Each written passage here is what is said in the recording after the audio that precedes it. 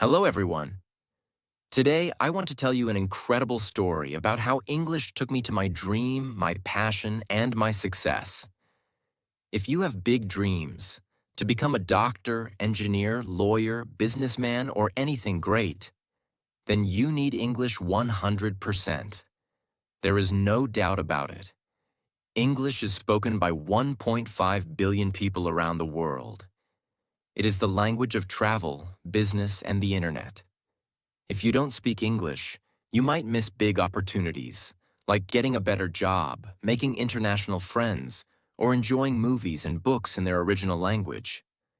But don't worry, you can start learning today and become part of this global community.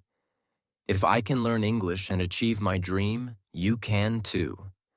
My name is Sophia, and I am from Brazil. I was born in a small town in Brazil. My family was not rich, not poor, just middle class. We had enough to live, but we couldn't afford luxuries. My parents worked very hard every day. My father was a taxi driver and my mother was a school teacher.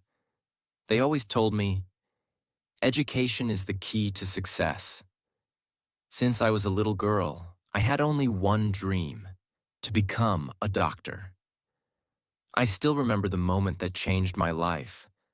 I was 10 years old. I was in the hospital because my little brother was very sick. He had a very high fever and we were scared. My parents were crying. Then a doctor came. He was calm, confident, and full of kindness. He smiled and said, "Don't worry.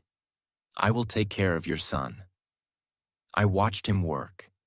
He checked my brother, gave him medicine, and spoke with so much knowledge.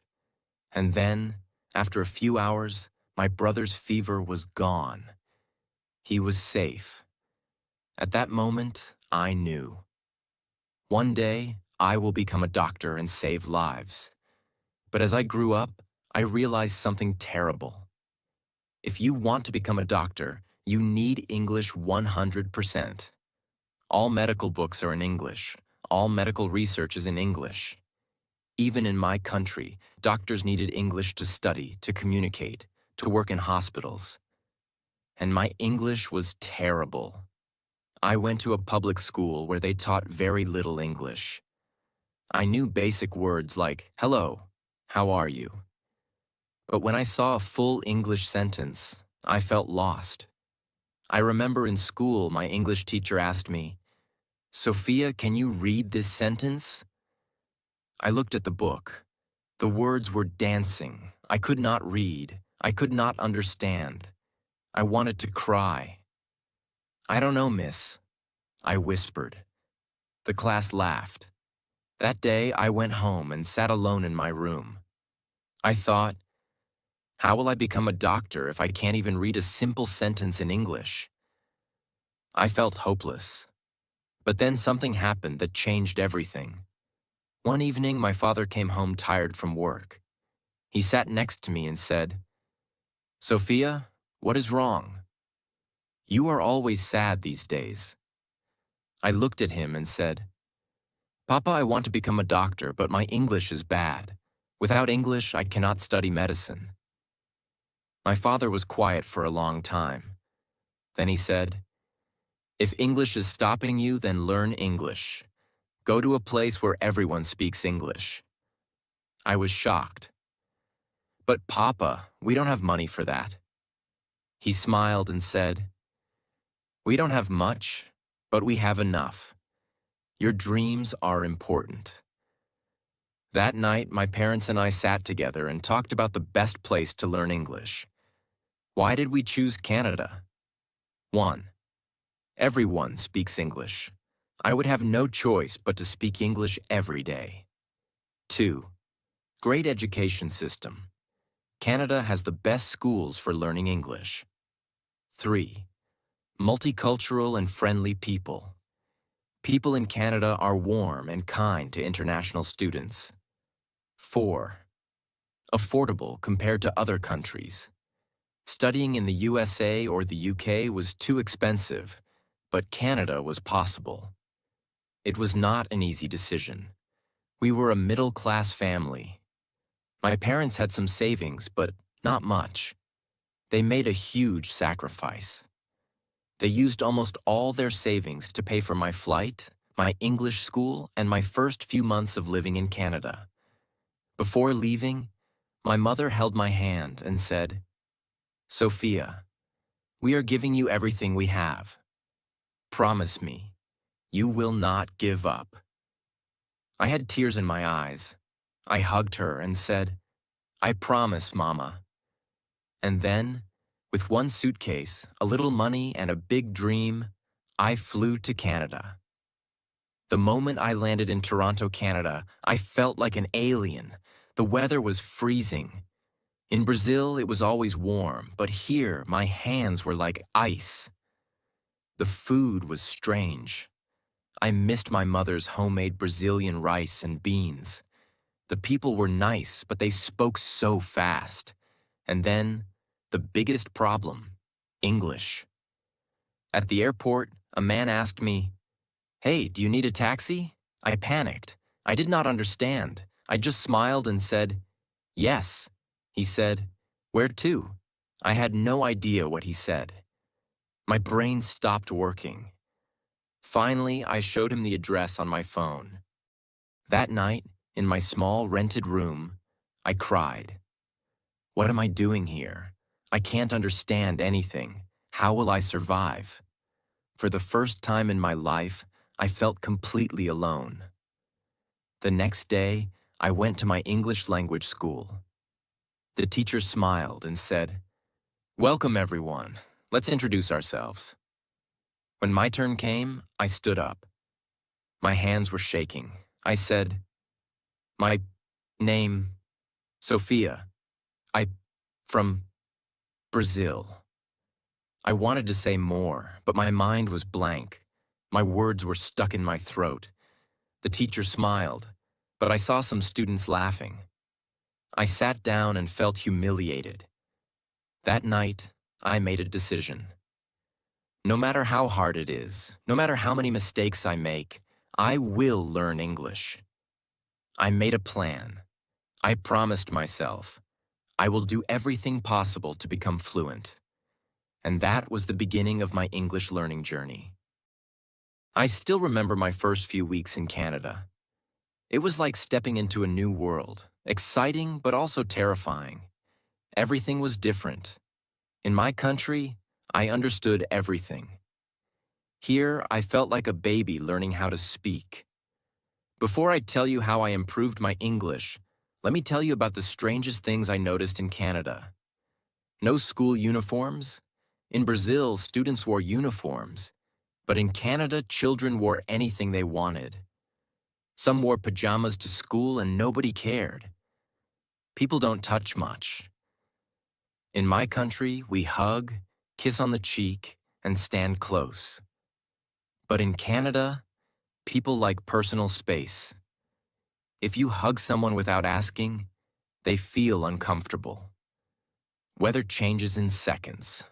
1 minute, it's sunny. The next, it's raining or even snowing. Self-checkout in stores. In many supermarkets, there was no cashier. People scanned and paid for their own groceries. People say sorry for everything. Even if you step on their foot, they say sorry. I found that so funny. Food portions are huge. I once ordered a small meal at a restaurant, and it was like food for 3 people.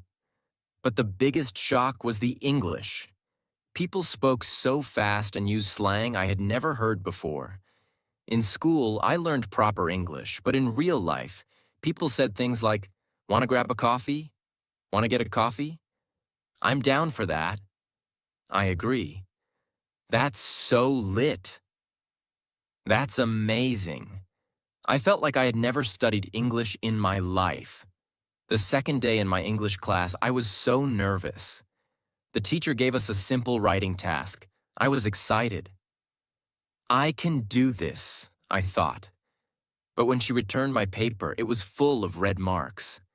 She said, "Sophia, your writing is good, but your sentence structure needs work." You think in Portuguese and translate to English. That's why it sounds strange. I felt frustrated. Speaking was even worse. The teacher asked me a question, and I knew the answer in my head. But when I opened my mouth, nothing came out. I felt like crying.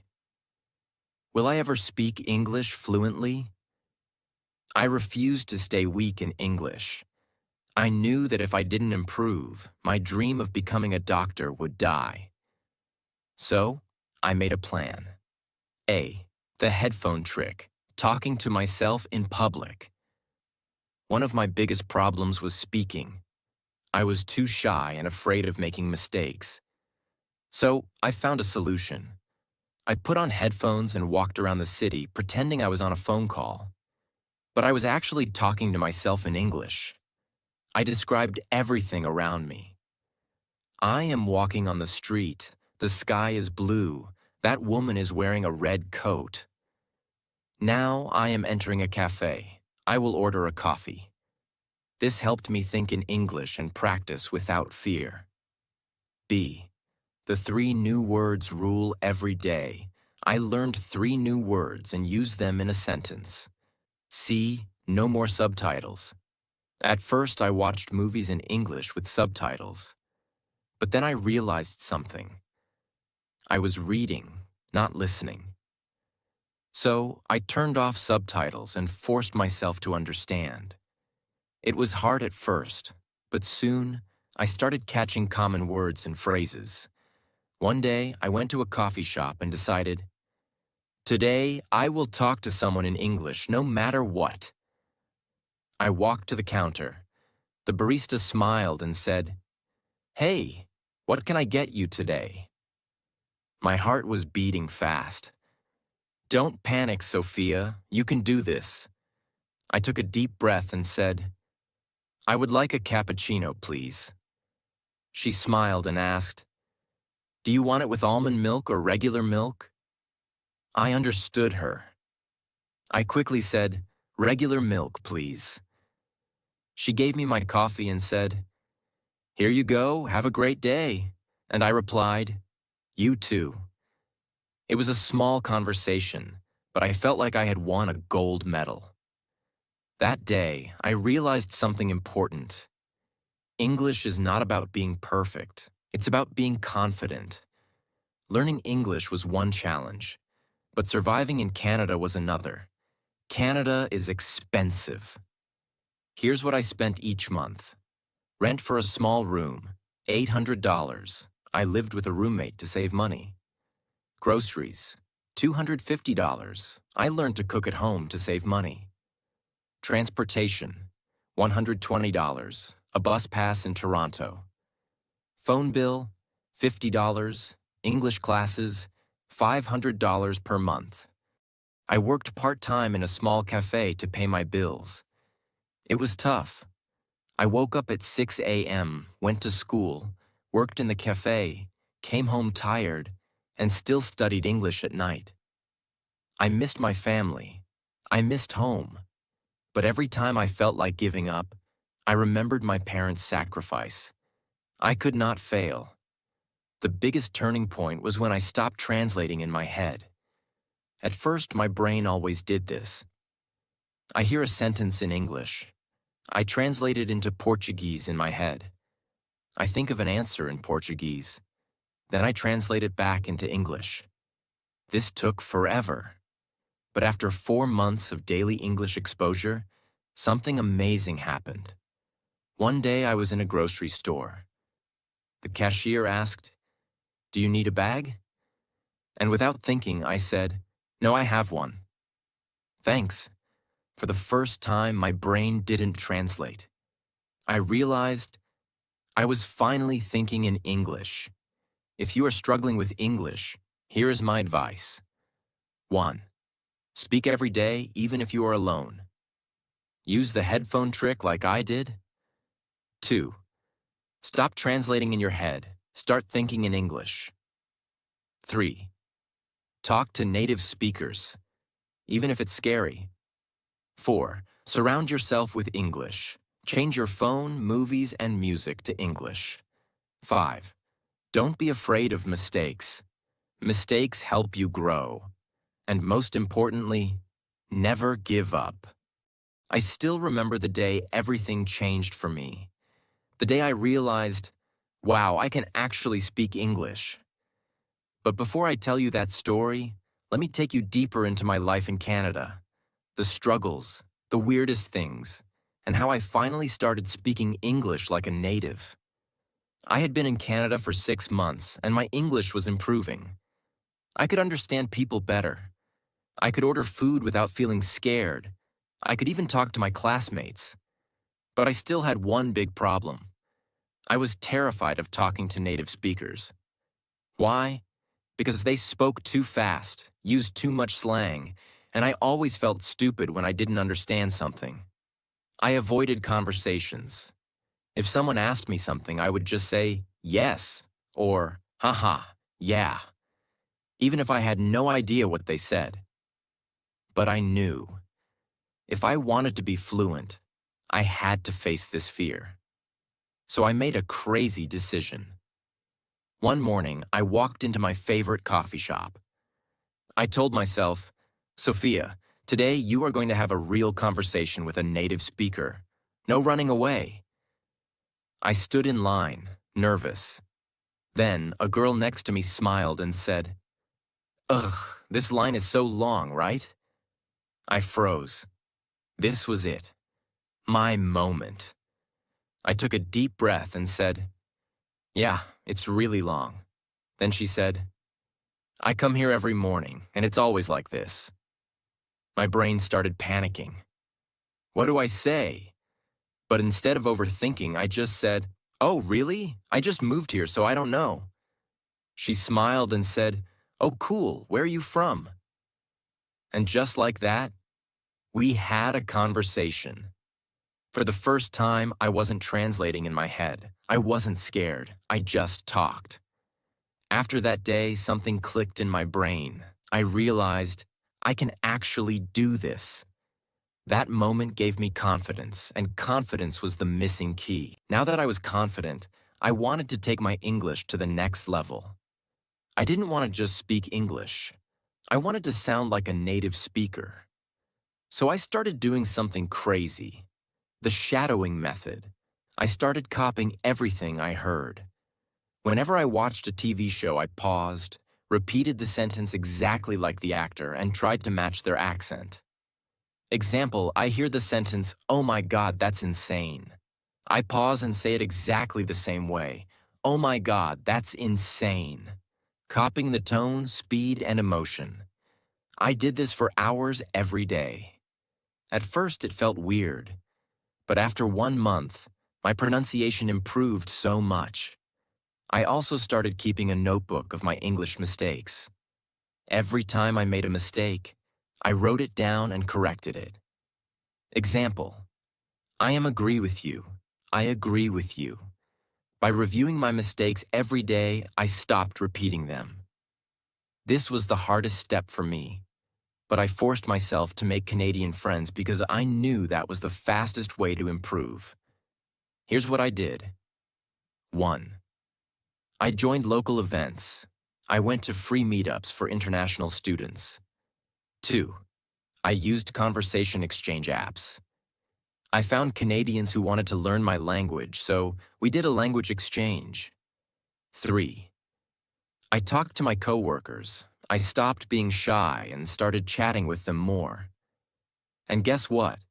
The more I talked to real Canadians, the more natural my English became. Even though my English was improving, life was still hard. I was always tired. Studying English, working part-time, and cooking my own food was exhausting. I missed my family. I couldn't visit home because flights were too expensive. I struggled with money. Even after 6 months, I still felt broke all the time. One day, I had only $5 left in my bank account. I sat in my tiny room and cried. Why is this so hard? Am I making a mistake? Should I just go back home? But then I remembered why I was here. I didn't come all this way just to give up. So I wiped my tears and said, "No, I will make this work." And I did. I want you to imagine something. Imagine waking up every morning in a beautiful apartment, looking at the city skyline, drinking coffee, and thinking, I made it. I did it. I became the person I always dreamed of. That's my life now. But 5 years ago, I was a broke student, struggling with English, feeling lost in a foreign country. To get into medical school, I had to pass the IELTS exam. And let me tell you, it was terrifying. The reading section was full of long, confusing passages.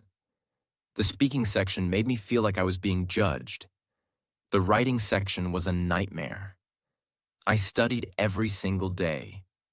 I practiced writing essays. I recorded myself speaking. I read complicated medical articles. On the day of the exam, I walked into the room shaking. But then I told myself, Sophia, you didn't come this far to fail. You know this. You worked for this. So I took a deep breath and did my best. A week later, I got my results. I passed. I held the paper in my hands, crying, I did it. I actually did it. That was the moment I knew. Nothing could stop me now. With my IELTS score, I finally got accepted into one of the best medical universities in Canada. But guess what? The real struggle was just beginning. Medical textbooks were in advanced English. Professors spoke in complex medical terms. I had to write perfect reports and give presentations. It was 10 times harder than anything I had faced before. But I remembered something. If I can learn English, I can do anything. So I didn't quit. I recorded my lectures and listened to them every night. I made flashcards for difficult medical terms. I joined study groups and practiced explaining things in English. Every single day, I pushed myself. And with lots of hard work, I graduated as Dr. Sophia Williams. I walked across that stage, took my diploma, and looked up at the sky. This is for you, Mom and Dad. I made it. After graduation, I got my first job at a big hospital in Toronto. My first month's salary? $8,000. When I saw my bank account, I couldn't believe it. I remembered the days when I had only $5 left and had to choose between buying food or paying rent. Now, I could buy anything I wanted. But money wasn't the best part. The best part was saving lives. One day, a little girl came into the hospital. She was sick, scared, and crying. I held her hand and said, "Don't worry, sweetheart. I'll take care of you." Her mother looked at me with tears in her eyes and said, "Thank you, doctor." At that moment, I felt something I had never felt before. I wasn't just an English learner anymore. I wasn't just a student. I was a doctor, and I had earned this. Now listen to me carefully. I know many people say, accept yourself as you are. I disagree. You should never accept being weak. You should never accept being average. You must change yourself, not for society, not for your friends, not for your family. Change yourself for you. Because let me tell you something. Nobody is coming to save you. Not your parents, not your teachers, not your boyfriend or girlfriend. Only you can change your life. When I was struggling, I could have made excuses. English is too hard. I don't have enough money. I'm not smart enough. But I didn't. I looked in the mirror and said, Sophia, stop making excuses. It's time to work. And that's exactly what I did. If you're still here, it means you want more from life. So let me give you the real truth. Learn English like your life depends on it. Because it does. If you want a great career, you need English. Stop being lazy. Get up. Open a book. Watch English videos. Do the work. Put yourself in uncomfortable situations. Talk to strangers. Make mistakes. Embarrass yourself. That's how you grow. Today, I live in a beautiful apartment in downtown Toronto. I wake up every morning feeling proud of myself. I drive my dream car. I travel to different countries. I help my parents financially. And most importantly, I love my life. But remember, I wasn't born lucky. I created this life by working for it. And you can too. If you're watching this video, you have two choices. 1. Close this video and do nothing. Stay the same. Keep making excuses. Keep dreaming but never acting. 2. Start working on yourself right now. Learn English every day. Improve yourself. Change your life. The choice is yours. If you choose the second option, then subscribe to this channel, like this video, and let's start your journey today. Because trust me, when you become the best version of yourself, it feels like the world is in your hands. Now go, change your life.